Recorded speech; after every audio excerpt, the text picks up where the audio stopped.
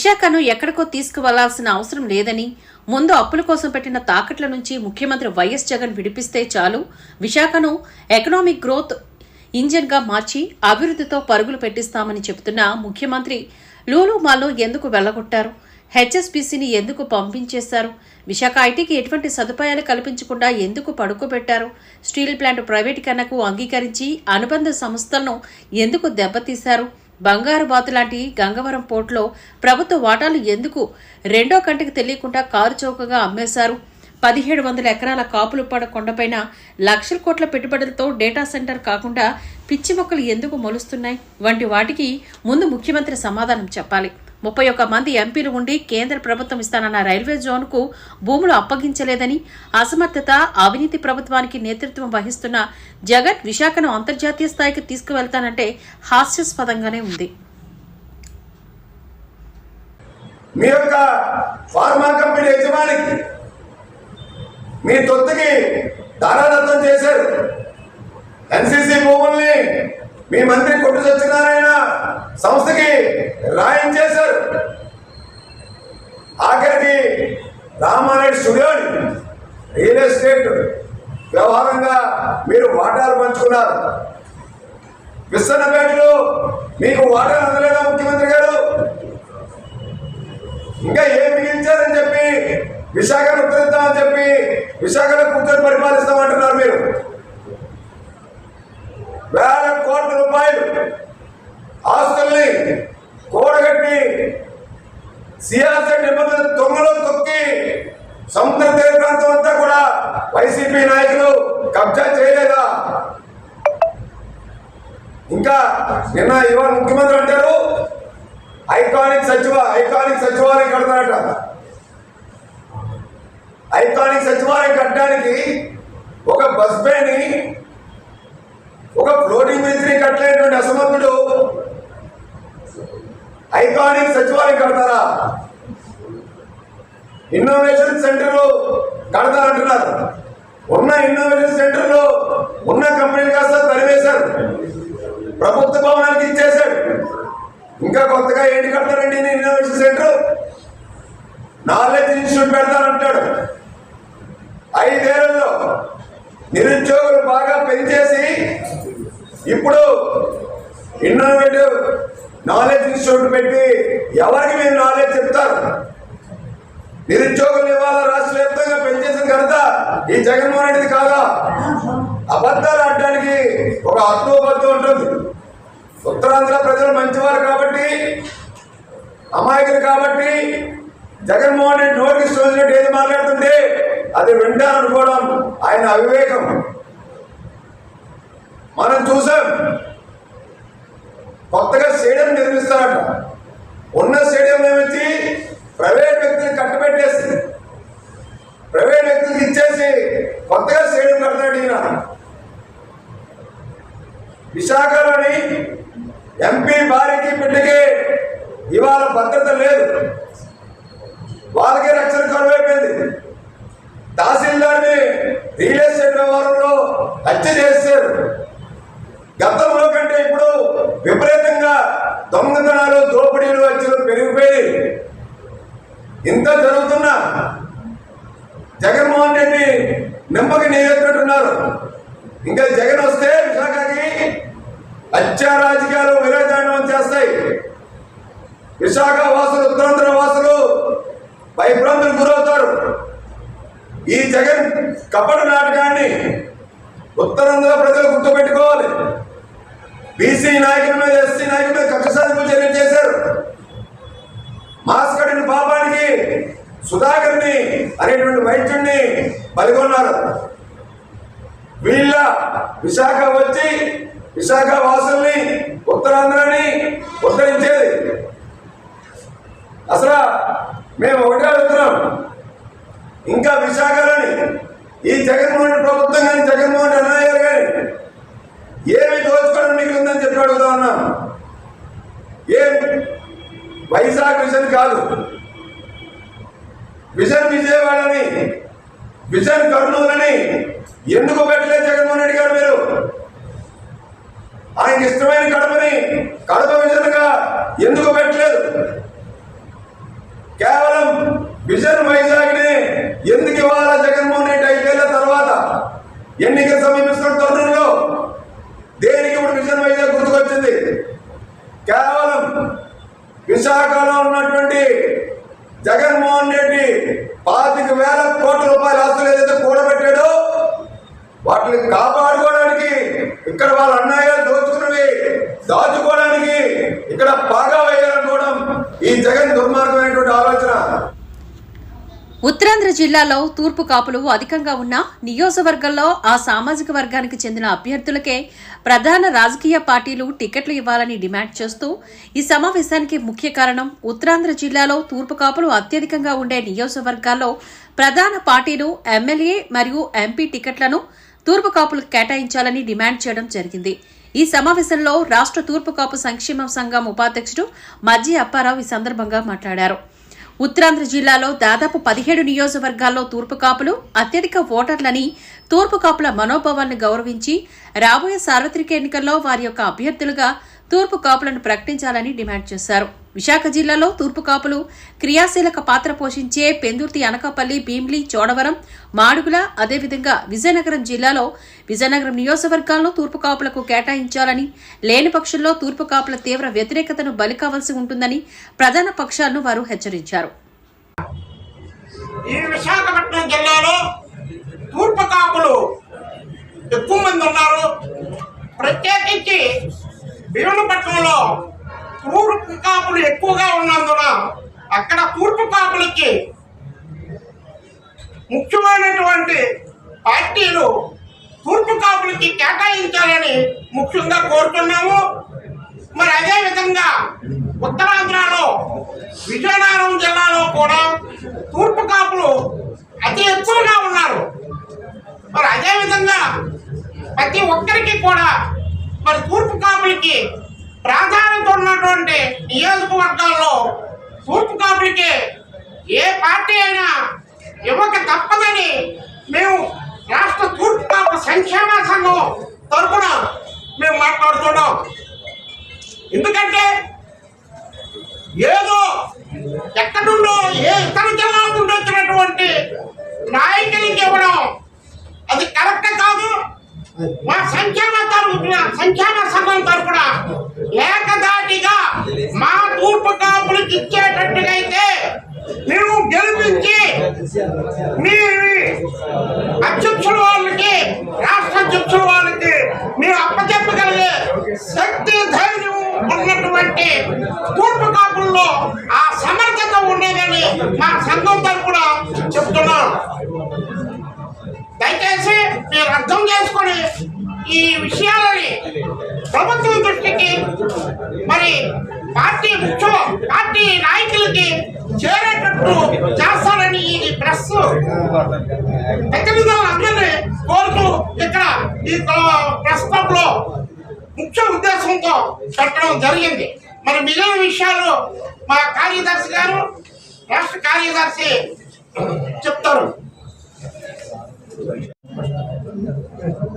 గట్టిగా మా మిత్రులకు నా హృదయపూర్వక అభినందనలు తెలియజేసుకుంటూ, నా పేరు మంత్రి రమణమూర్తి.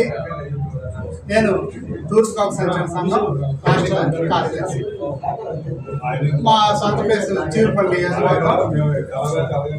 అయితే ముఖ్యంగా ఈరోజు మీ సమావేశంలో తెలియజేసింది ఏమన్నా, పెద్దలు గౌరవనీయులు మన సీఎం గారు జగన్మోహన్ రెడ్డి గారికి మరియు ప్రతిపక్ష నాయకులు గౌరవనీయులు పెద్దలు చంద్రబాబు నాయుడు గారికి మరియు జనసేన అధినేత గౌరవనీయులు పెద్దలు పవన్ కళ్యాణ్ గారికి, అలాగే బీజేపీ నాయకులకు కూడా నా హృదయపూర్వక ధన్యవాదాలు తెలియజేసుకుంటూ, ఈరోజు ఇక్కడ వెనుకబడిన ప్రాంతం ఏదైనా ఉందంటే ఇక్కడ ఉత్తరాంధ్రలో ఉన్న పరిస్థితులు రీత్యా అప్పట్లో బాగా ఎవరో వచ్చి చేసుకున్నారంటే ఆ రోజు పదవులు మాకు తెలియదు. సాధారణంగా మేము కూడా ఇప్పుడిప్పుడే చదువులు అవ్వచ్చు, ఇప్పుడిప్పుడే ముందుకెళ్తున్నాం. ఈ పరిస్థితుల్లో మేము కూడా టోటల్గా ఉన్న ఉత్తరాంధ్రలో 34 అసెంబ్లీ నియోజకవర్గాలు ఉండగా దాంట్లో ఎట్టి పరిస్థితులు కూడా తూర్పు కాపులకి 3 జిల్లాలు తీసుకుంటే 14 సీట్లు తప్పనిసరిగా ఇవ్వాలని కోరుకుంటున్నాం. అలాగే 3 ఎంపీ సీట్లు కూడా ఉత్తరాంధ్రలో ఉన్న 4 ఎంపీ సీట్లు కూడా ఎట్టి పరిస్థితులు కూడా 2 ఎంపీ సీట్లు అయితే తూర్పు కాపులకు ఇవ్వాలి. అన్ని పార్టీలు కూడా ఇస్తే దానికోసం ఇప్పుడు ఏంటంటే విచిత్రం ఏంటంటే విజయనగరం తీసుకుంటే అక్కడ తెలుగుదేశం వాళ్ళు కూడా ఓసీలకు ఇస్తున్నారు, అలాగే వైసీపీ వాళ్ళు కూడా ఓసీలకు ఇస్తే ఇక్కడ తూర్పు కాపులు ఎంతమంది ముందు కూడా తూర్పు కాపులు అవసరం లేకపోతే బీసీ నేతలు మా మిత్రులు ఉన్నారు, యాదవాసులు ఉన్నారు, పప్పలేవాసులు ఉన్నారు, వాళ్ళకైనా సహాయం చేయండి తప్ప అంతా ఓసీలకు ఇస్తే మా పరిస్థితి ఎప్పుడు కూడా మీ వెనకాల మేము పల్లకను వేయడమేనా? మా పరిస్థితి ఇంతేనా? మేము రావడానికి లేదా? ఏదో 2-3 సీట్లు ఇవ్వడం ఆగిపోవడం. ఆ పరిస్థితులు 2-3 సీట్లు అయినప్పుడు కూడా మేము గెలవడం కాదు, మాకు పరిస్థితులు కొంచెం డివైడ్ చేయడం పరిపాలన జరిగేది. ఈసారి మాత్రం ఎట్టి పరిస్థితులు కూడా కొన్ని ఎమ్మెల్యే ఎంపీ సీట్లు వచ్చి అలాగే వీళ్ళు అవ్వచ్చు తూర్పు కాపు ఇచ్చి అలాగే చీర్పు నియోజకవర్గానికి ఇంకా ఓసీ నుంచి వచ్చి అక్కడ ఎవరో వ్యక్తి పోటీ చేస్తారంటే అక్కడ తూర్పు కాపులు 1,20,000 ఓట్లు ఉన్నాయి, అక్కడ 2,03,000 ఓట్లు కూడాను. అటువంటి పరిస్థితుల్లో అక్కడికి ఎవరు వచ్చే పరిస్థితి లేదు. ఎవరైనా సరే తూర్పు కాపులకే ఇవ్వండి, ఇది మా యొక్క వినతి. తప్పనిసరిగా మా వాళ్ళు మేము గెలిపించుకొని అన్ని పార్టీలకి న్యాయం చేస్తామని కోరుకుంటున్నాం. కులాలన్నీ ఉన్నాయి బీసీల్లో కూడా. ఇప్పుడే పవన్ కళ్యాణ్ గారు, అచ్చెన్నాయుడు గారు, లోకేష్ గారు చాలా విషయాలు మాట్లాడారు. 153 కులాలు. మీరు లేకపోతే నాగరికత లేదు, మీరు లేకపోతే సమాజ హితం లేదు. ఈరోజు నాగరికతకు, మన సంస్కృతి సాంప్రదాయానికి చిహ్నం వెనుకబడిన వర్గాలు.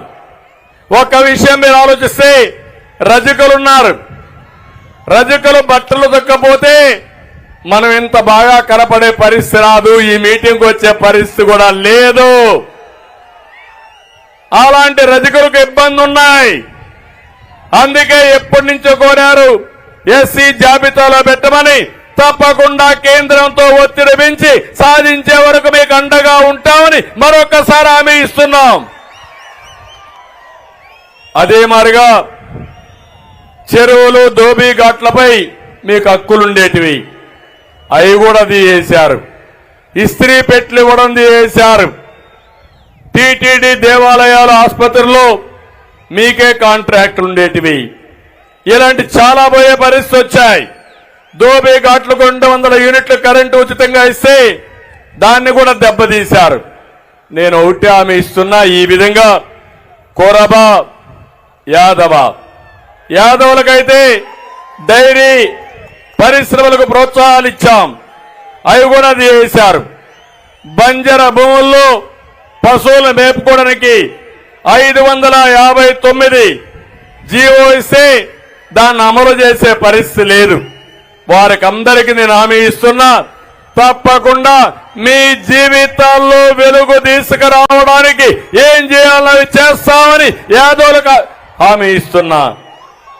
వడ్డెర చాలా ఎలాబరేట్ గా చెప్పారు పవన్ కళ్యాణ్ గారు, పూర్తిగా నేను ఏకీభవిస్తున్నా. ఏవైతే రాళ్లు కొట్టేదే వృత్తిగా పెట్టుకుని ఆ రాళ్లతోనే జీవితాలు గడిపి ప్రాణాలు పోగొట్టుకున్న సంఘటనలున్నాయి.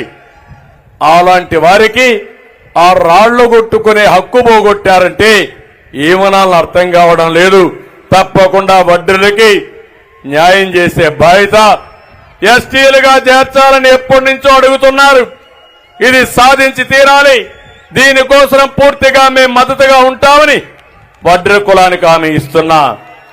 ఈశ్వ బ్రాహ్మణులు, ఎందుకంటే టైం తక్కువ ఉంది కాబట్టి అన్ని కులాలను నేను చెప్పలేకపోవచ్చు, కానీ ఈశ్వ బ్రాహ్మణ్ గాని, నూర్ భాషా, దూదేకుల ముస్లిం, మత్స్యకారులకైతే 217 జీవో రద్దు చేశారు.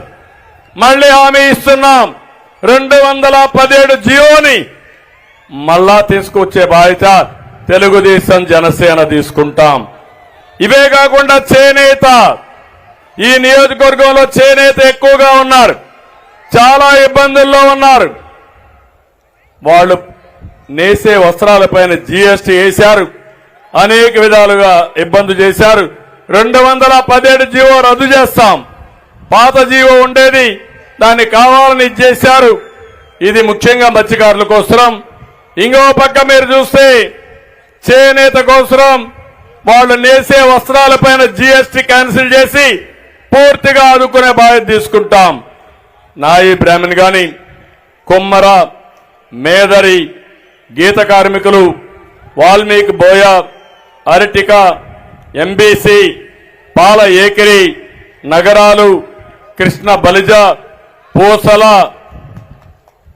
దాసరి, అదేవిధంగా బొందిలి, తూర్పు కాపు, నాగవంశం, గాండ్ల, తెలుకుల, పెరిక, ముదిరాజ్, భట్రాజు, సగర, కళింగ కోమటి, కళింగ వైశ్య, పొందర, కోరాకుల, పాల ఏకిరి, జంగం, రెడ్డిక, అయ్యార.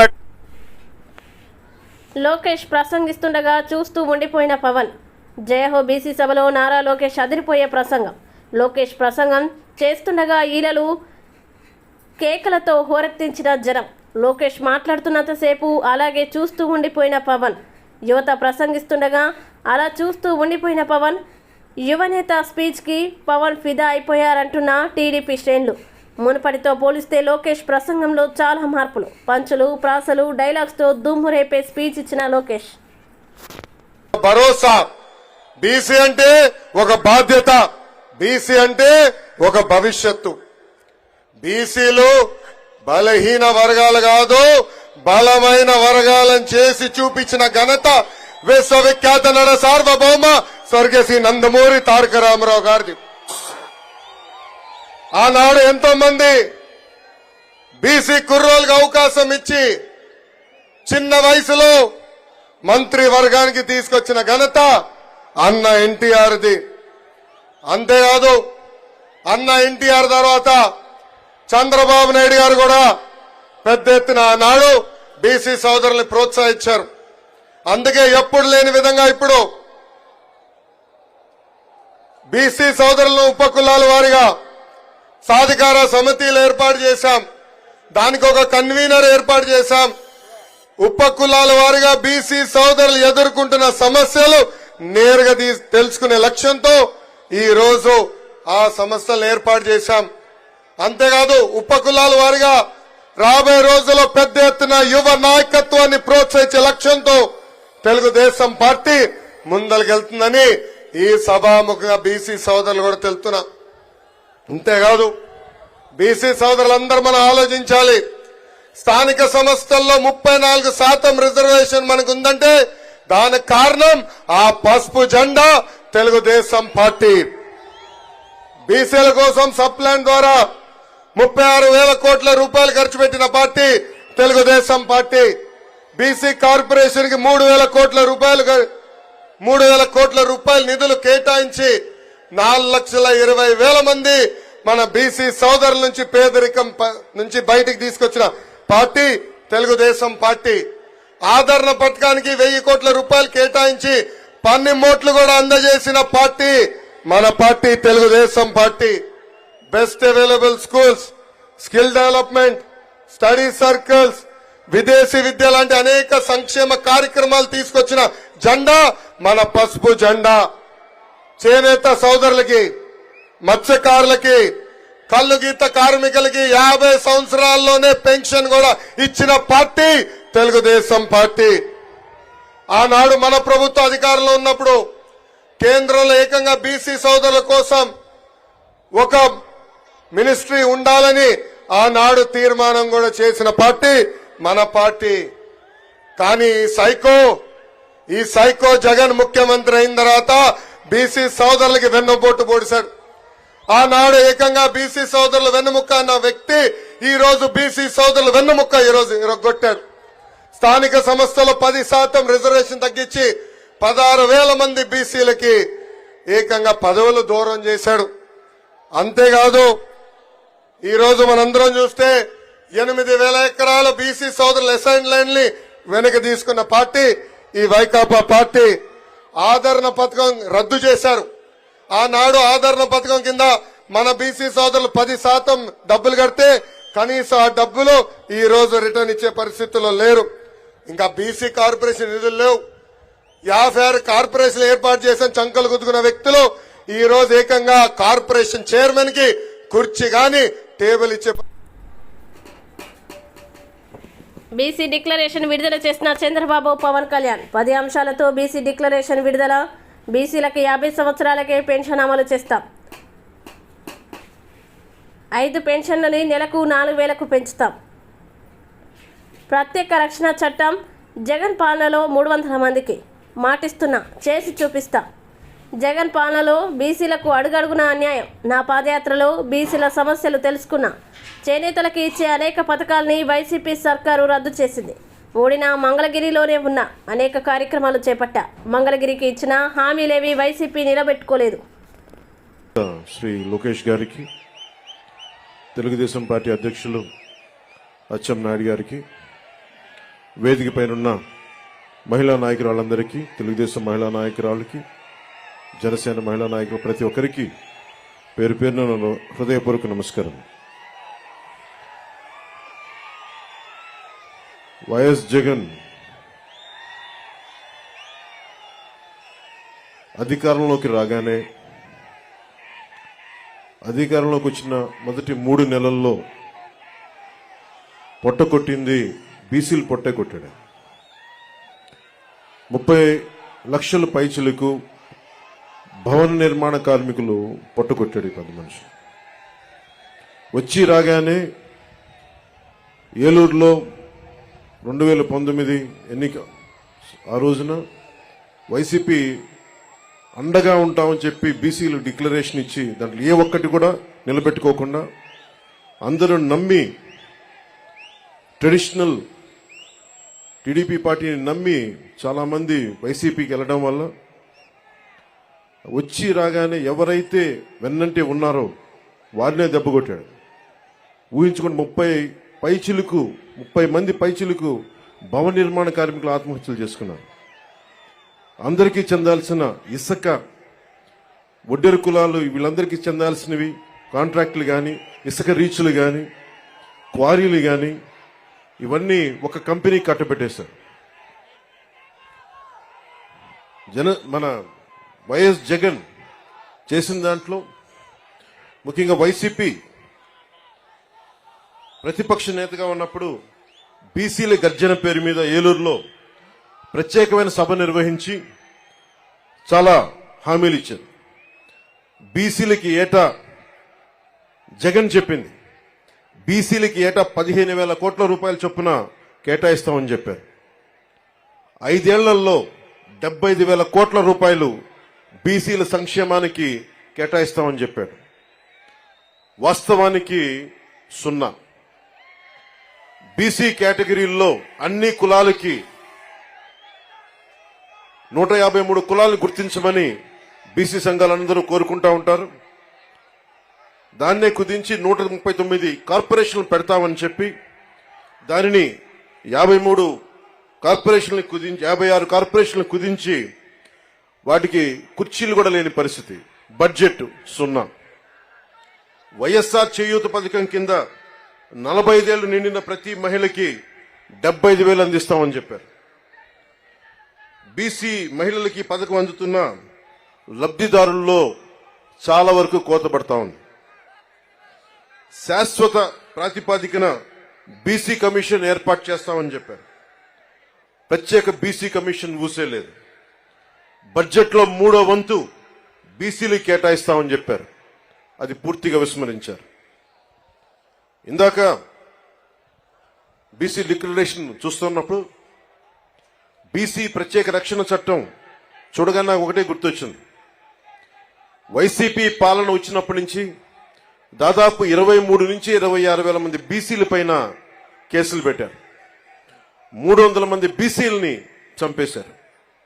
ఇక అచ్చెన్నాయుడు గారు లాంటి బీసీ నాయకుల మీద ఎలాంటి దాడులు జరిగినాయో, ఇక ఎస్సీల మీద ఎలాంటి దాడులు జరిగినాయో అందరికీ తెలుసు. ముఖ్యంగా ఈరోజు బీసీ సభలో కాబట్టి ప్రత్యేకంగా బీసీ నేను సంఘటనలు చెప్తా ఉన్నాను. ఇందాక సోదరులు లోకేష్ గారు చెప్తున్నట్టుగా గుంటూరు జిల్లాలో జరిగిన సంఘటన, పాపం అమర్నాథ్ గౌడ్ అక్కని ఏడిపిస్తా ఉంటే అడ్డుకున్నందుకు వైసీపీ నాయకులు చెరుకు తోటలోకి తీసుకెళ్లి పెట్రోల్ అంటించి